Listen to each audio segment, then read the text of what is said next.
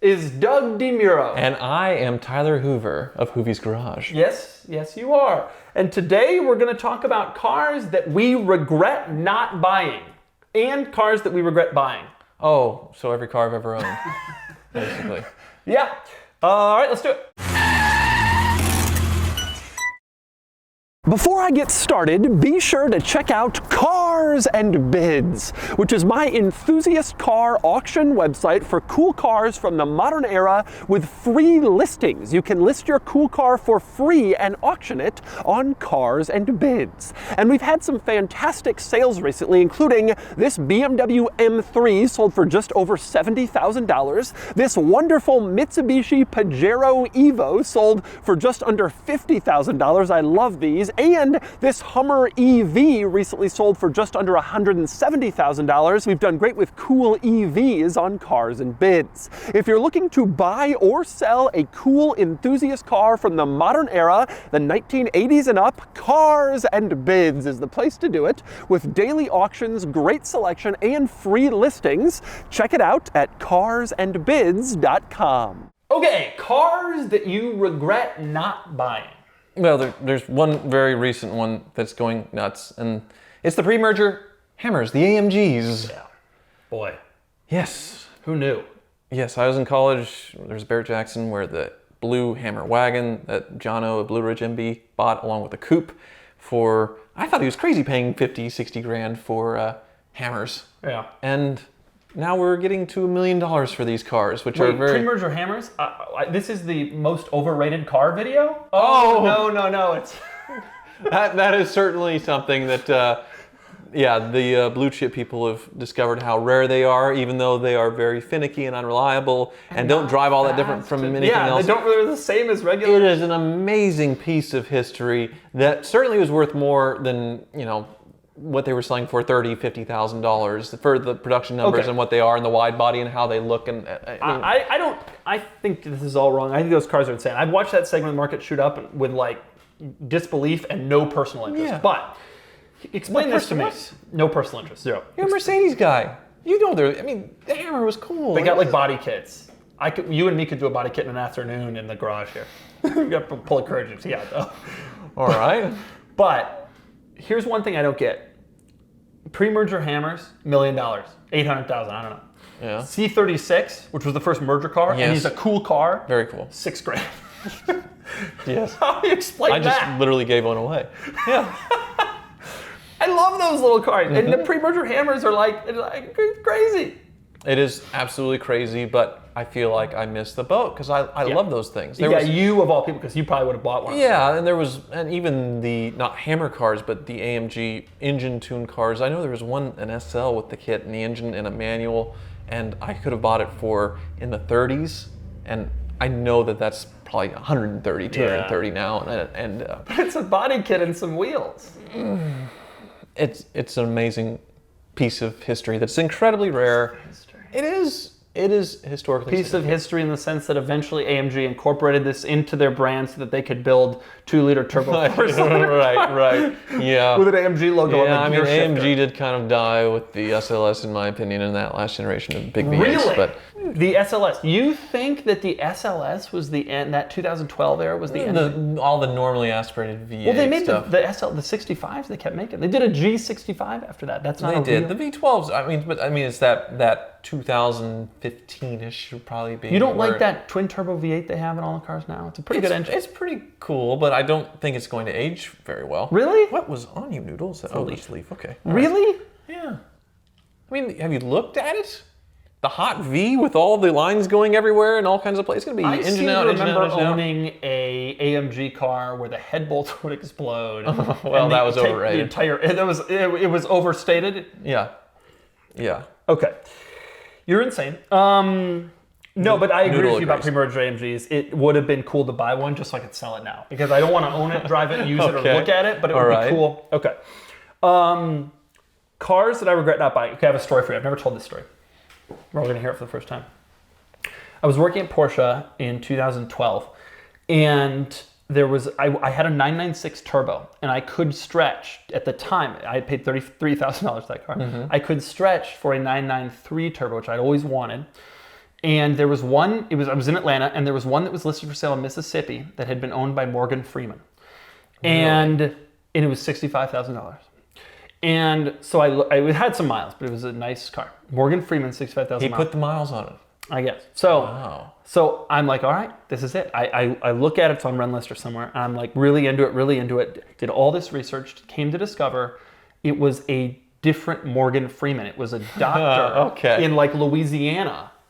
I'm picturing him waxing poetically, driving narrating's experience every time, you know? No, it's just, okay. So I bail on a 993 Turbo at 65 grand just because it wasn't owned by Morgan Freeman. Meanwhile, that's probably a $250,000 car today. Whoever owned it, it doesn't even matter. Well, how about all the people that traded in their 993s for a 996 to get the newest, latest, greatest Porsche? Could you imagine?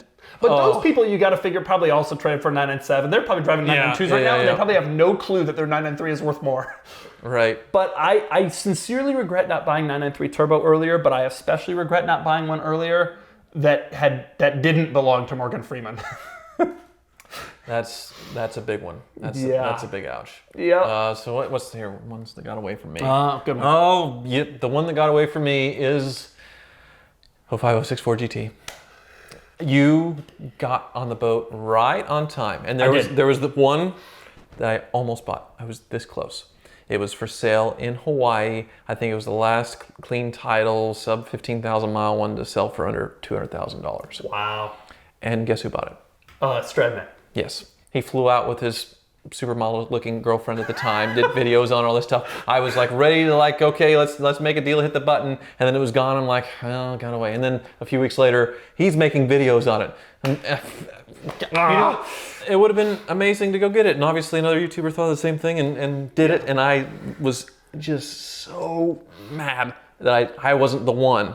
But obviously, I mean, it's too late now. I wouldn't pay what they're going for now. Yeah. There was one in the last Houston auction. It was 2 cars before the SLR Roadster that I bought, and it was yellow salvage title, but they completely just replaced the tub. So I mean, so it wasn't a wrecked car, but it had a salvage title, and what I hated about it was the exhaust. It had this really straight pipe, loud, annoying, sounded terrible, and that's really what turned me off. So I got a stock exhaust in my basement, I'll tell you.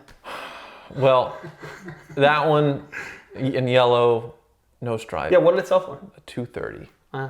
Which that's what I paid for my clean title car. I was the next guy out. Yeah. On that, and then 2 cars. The one away was the SLR Roadster. I'm so pissed. I'm like, I'm buying this one. And I think I paid quite a bit for that car, but I don't think I'll lose money. I have a suspicion that the Ford GTs are kind of peaked.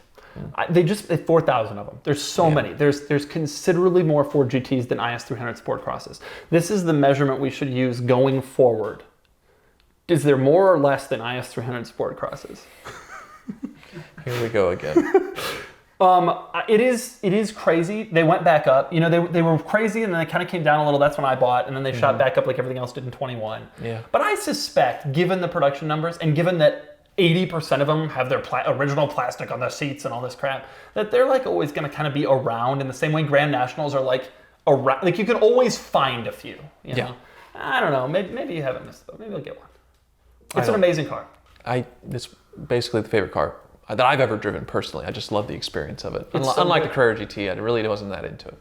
You drove it 3 miles. No, I drove 7 miles an hour. We were filming. Here are the mini prop. Okay. We were filming for an hour, and it did get a little annoying. But yeah.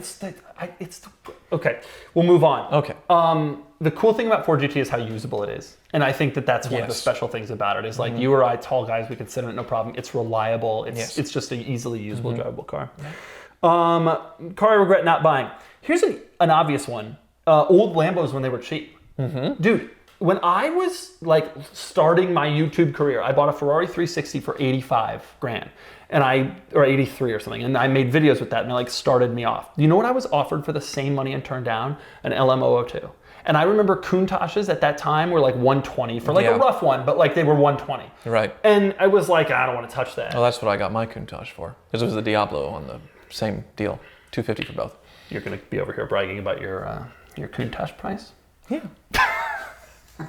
Well, Lord bloody frickin' dog! Yeah, I mean, it was a small miracle that I got that car when I did. But what is yours worth now? Yours is an anniversary. It's like one of the list. I think Tamarian I offered low 400s last time. Yeah. Lambo, and you know what? The thing that pisses me off about this most, it was clear to me then that they were undervalued. I looked at it and I was like, how is an LMO 285 and a Countach 120 and Diablos are 80, 90? Like, it was obvious to me even at that time, but I just wasn't focused on that. And now that I look back on it, I'm like, what was I thinking not pursuing more of those cars? Right. I wish I had bought a fleet of them. Yes. Well, and even the recent ones, thanks to Ed Bullion and his gated manual thing, because the Murcielago's on my list for the manual Mercies, which I should have got on board with him with the, inflating the values of that. So the one that sticks in my head that I could have bought for 150 was the Dead Rapper Murcielago. Has everybody owned this car or been around it at some point? Where is it now? I have no idea where it is now. I bet Ed knows.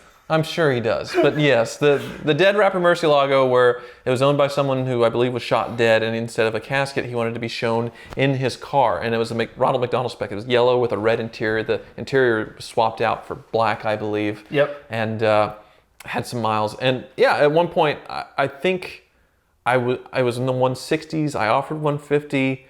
And then they said, no, I bought something else. And they came back a few weeks later and said, hey, if you want it, we might sell it. And I already moved on. It was gone. Stick Mercies. Here's another thing that maybe should be on the overrated cars video. They're pretty good. They're awesome. Yeah. They're awesome. They're not $1 million. They're not $1 million. They're not. If a E-Gear, which is actually really good in the Mercy, is now $200,000 for a nice one. Right. And a gated car's $1 million. It makes no sense. It's stupid. The gated LP640s bring that. I think the regular gated cars are less, but they're still 400, something like that. Yeah. Gated LP640 at $1 million or this at $1 million? Come on. This is a purpose-built vehicle. The gated LP640 is a car with a special transmission. That they made a lot. Like, it's not, like regular ones are selling for 200. It's not worth. I just find that to be one of the craziest things. But yeah, it would have been nice to get on. They drive better than the Carrera GT. That's the most insane. You've spent 4 miles in this car. 4 miles. They sound better too. Actually, I put 700 miles. Yeah. Yeah, they do. Excuse me. Yeah, they're great. Yeah, they're awesome. You're insane on every level. This is why. I'm not going to get into it. This might be the last one of these, huh? Speaking of insane. I have another one that I regret. Okay. We got to move into the ones we regret buying. But here's another one I regret not buying. Smart Crossblade. We've sold, this car? Oh, yes. We've sold 3 or 4 of these on the site. I've seen you posting about bidding and not bidding. I bid on all of them, and I wanted them all. And the last one, let me tell you what happened with the last one. Okay, so for those of you who don't know, this is a smart car, but it has no windows, no roof, no windshield, no back window, no doors. And for some reason, a regular smart car from this era is a $5,000 used car. For some reason, these sell for $50,000. And so they keep coming up on our site, and I want one so bad because they're so, talk about obscure and ridiculous. That just, it screams Doug. Yep. And so I really want one. So I keep bidding, but the last one that came up, it was clear to me, like, we're not going to get another one of these for a while. Like, we've had 4, this is it. And so I was like, if I'm going to do it, this is the one. And I was bidding, and then the guy who won it, he had been the second high bidder on all of the previous ones. And I felt in my heart that he deserved it. So I let him win, and he has so it now. nice of you. Thank you, yeah. But I wish I had bought that car. You ever have an interest in a windowless, roofless smart car for $60,000? Not in the slightest, but it is definitely in your wheelhouse for sure. So, yeah, you need one for each coast probably. It would be cool to drive one on at the beach and because imagine that. You pull up somewhere and it's like, yeah, well, what the hell is this guy got? Holy Jesus. What is that? What the f*** is that? What did it bring? 40, 45? Or they all have brought over 50. 50? Oh, God. I guess I hadn't been following, but still. But it's or a G Wagon Cabrio is 300 now. So yeah, nice ones are. Or so more. That makes, I guess, a little more sense. What do you regret buying? Give me the number 1 car you regret buying. The Chrysler LeBaron. Well, there's cars that I've really lost a lot of money on. Yeah, it wasn't that your number one? The LeBaron, I got mad and dug a hole and all that stuff where the guy really swindled me. I was sitting out here the other night, just relaxing and reading, and thought came to my head. Hoovie buried that LeBaron. Yeah. Whatever happened to that? Is that still buried? No. So I'm going chronologically. So the first time I really got screwed over by someone was that on YouTube, as it happened a lot when I was a car dealer, obviously. The guy had 30 something of them in the East Coast, and he was clearly a crazy person. I told him I just wanted one that had the talking box, of course, the speak and spell thing. Your door is ajar and all that. And I didn't want one with rust. And he said, "Okay, I've got that." The floors were gone. There was rust in every single panel. It barely ran. It was like a Mitsubishi-based carbureted thing, and it was awful, and it barely ran. So rather than fix it, I just dug a hole and buried it.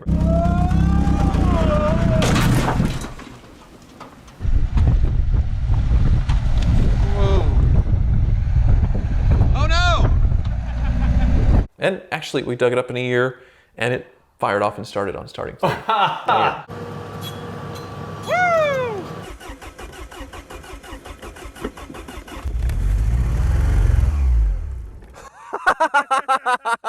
We did it the next year with a 2004 Range Rover, which was a big regret. The BMW engine did all the bad things. We fixed the engine, and it still messed up.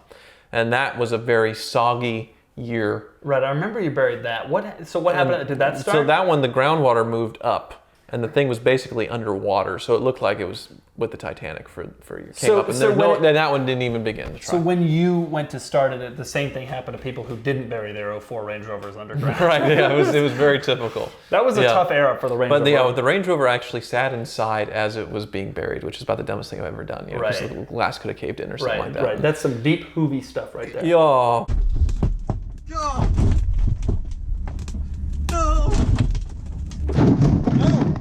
No, he's not supposed to go on that side. What is the worst? Give me the worst. The worst. Like, it would probably be a financial thing, I think. Yeah, I mean, the most money I've ever lost on a car, I mean, the Russian Bentley Continental GT was a big hit.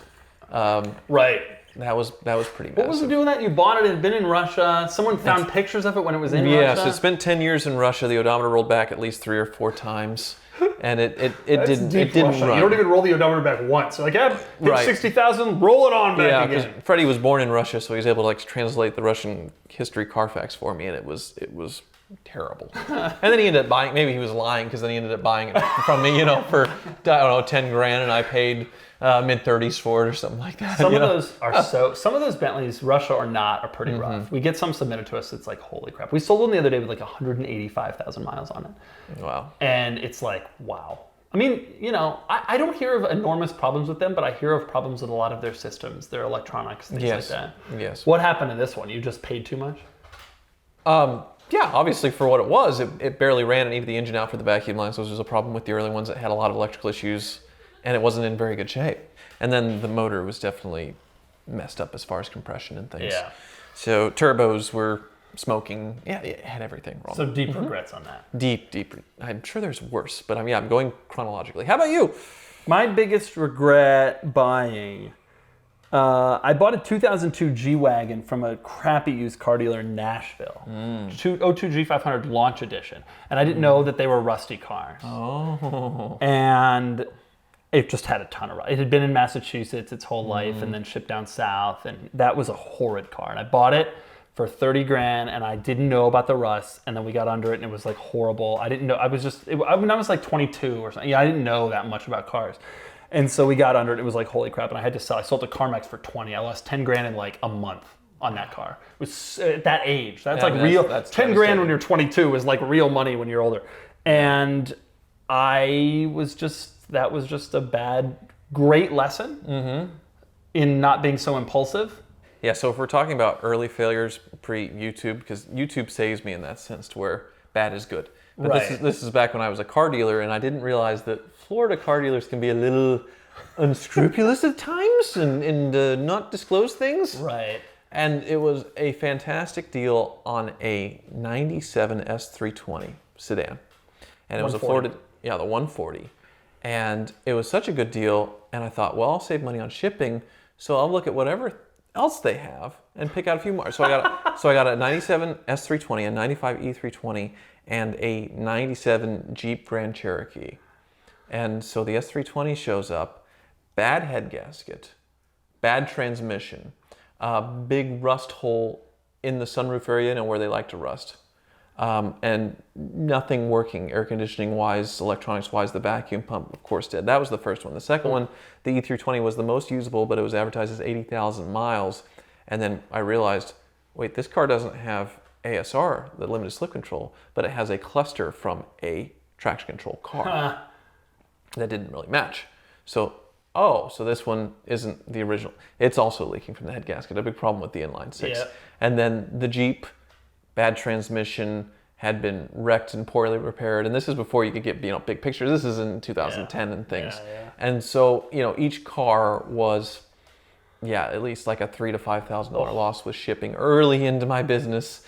And me actually calling this Florida dealer and like with this stupid hope that they would take these things back, and just playing the whole game of them not returning calls and getting to a different person and everything else, and just really thinking that I could pester them into taking the cars back. But they never did. Oh, of course not. No. Yeah, and they never atoned for their. No, never, ever. Do you have any cars beyond financially that you just regret because it just wasn't good? You have one? Yeah, I have two. Okay. I've owned 34 cars, and I'm unlike you. I take like a lot of real time to like really sit and like think. Do I want this? What kind do I want? I do a lot of research before I buy a car. It's like a really big thing. And so as a result of that, it's rare that I buy something that I really don't want because I like really put a lot of thought into the purchases. But twice has happened. My Hummer, I had an AM General Hummer, 95. Yeah. I bought that car just to do content with. Like I did one of those audience choose a car and then I would go buy it. And so it gave me good content, but I really did not like that car. I think a later one, like an updated one, obviously an Alpha would have been awesome, but like mine was rough and early and pretty much terrible. I had the same yellow Hummer wagon and hated it, regretted it. Yeah. Mine was a project, obviously, which was great for YouTube, but then the end product was just... Ugh. It's a cramped interior. Yeah. It's slow. A lot of stuff about it is bad. It's loud. It's rough. They're fun and they're cool. And I think if you had it as like a 7th car on your ranch or whatever, that would be cool. But like to drive it anywhere. Yeah, but even if it was, you would just never get into it. And like, I'm going to take that one today. That's so true. There's never a moment when I had it where I was like, I really want to drive that today. Never occurred. Yeah. Go ahead. Well, so mine, in that same vein where I had it and it was something that people lust after, but I never wanted to get into it in favor of something else, was the early Viper. I had a 95 Dodge Viper. And I had every single scale model of it when I was a kid. Yeah. Thought it was the coolest thing ever. Never had driven one before until I bought one on the first season of this Motor Trend show. And it was overheating everywhere, had bad head gaskets. But then once all that got sorted out, actually the clutch kept falling apart in the episode 2. And there was one point where I had the clutch put in, turned the key, and there's no safety on the thing, so it just hopped into the camera crew. Oh. Just into them and knocked them over. Oh. Very first time I got in and like touched it, and this guy's cursing me out, changing from his nice shirt for TV into another one so he could actually hook it all back up, but I learned how to fix it myself. But he didn't realize he was like wired up with the microphone like inside, calling me an idiot and all this stuff, so that we all got the audio of that. How bizarre. But I really didn't like the way it drove. Huh. That's interesting. I actually would put my 96 Viper, which admittedly is a second gen, or I had a 97. Yeah. I would put that on my list of one of the cars I wish I had never sold. Really? Yeah. I loved that it was so honest. It was a reliable car to me, and the parts were cheap.